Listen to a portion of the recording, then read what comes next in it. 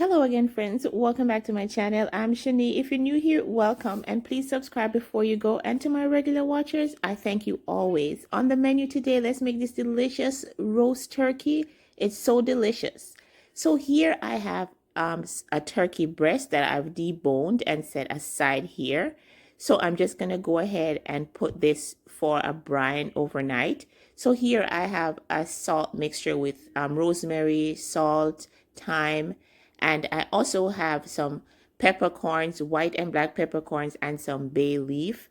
So I'm just going to go ahead and make this brine. So into a container here, I'm just going to dump the salt as well as the black peppercorns and the bay leaf, and I'm gonna add some boiling hot water to this so that it dissolves the salt. Now you can use any combination for this brine. You can even just use salt and water and just warm that up and let it cool to room temperature completely. So this is the carcass of the turkey that I just removed. You can put that in your fridge for soup later. So go ahead, when your mixture is completely cooled, add in your turkey breast in there. And you can also do this brine for a whole chicken or a whole turkey as well. So cover it up, and I'm going to place this into the refrigerator for overnight, or for anywhere between 6 to 8 hours is perfect. So this is the morning. So now I'm just going to go ahead and rinse off the brine off the turkey breast. So here it is, and I'm going to be using some paprika, some jerk seasoning, as well as a little bit of salt, not much.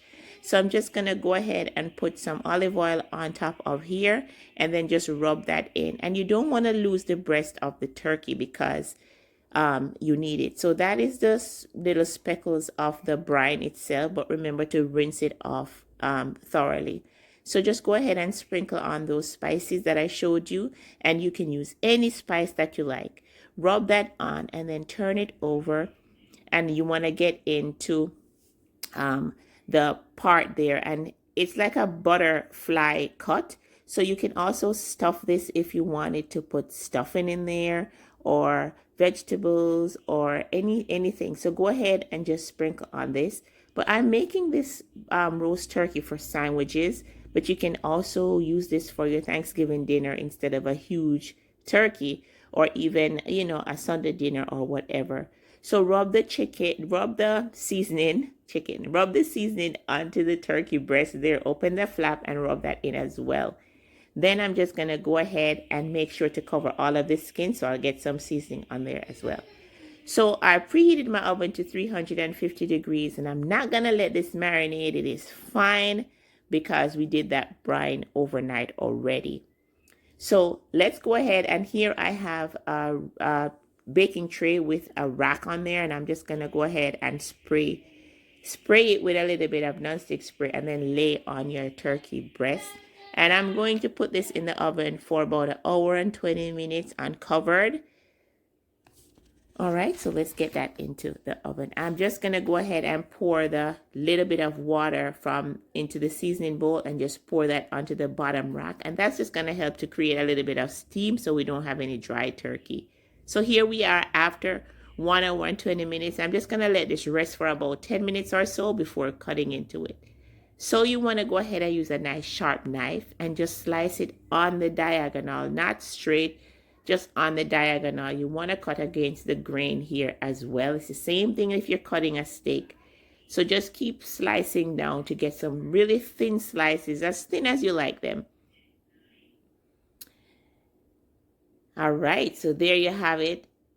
It is so juicy, the turkey. So you want to make sure you don't overcook it. Treat it just like a chicken breast. You don't want to overcook it. So there you have, look at it. So juicy. Of course, this part went into my mouth.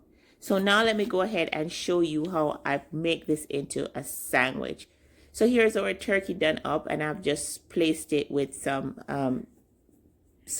garnish as well as some bacon and avocado. So here I'm just placing 2 slices of toasted bread, and I'm just going to add some mayonnaise on here and just brush that on. You can use ketchup if you like, but mayonnaise is perfect. So now I'm just going to go ahead and lay on some lettuce I had to make sure I found some lettuce in the fridge, layer on some tomato and some onion, as well as a piece of cheese and my bacon, and then lay on the star of the show, which is your turkey.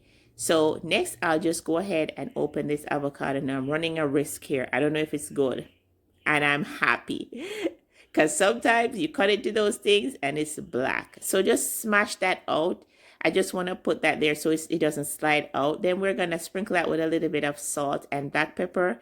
And then we're going to close this. So I have it on a parchment paper. That's going to help me to keep it together. So just wrap that up really nicely, like a sandwich if you were to buy this outside at a gourmet restaurant. So here, I literally just saved you about $12. So just cut into your sandwich here. And you can use this throughout the week for your lunches, your kids' lunches. There you have it, a beautiful turkey sandwich that you made homemade. So I also made a little bit of gravy on the side. That's how we would normally serve it, but it's not even necessary for me because I'm going to be using this in a sandwich. But you can use your gravy with your mashed potato or however you like. So thanks so much for watching. I really do hope that you'll give the recipe a try. Bye now.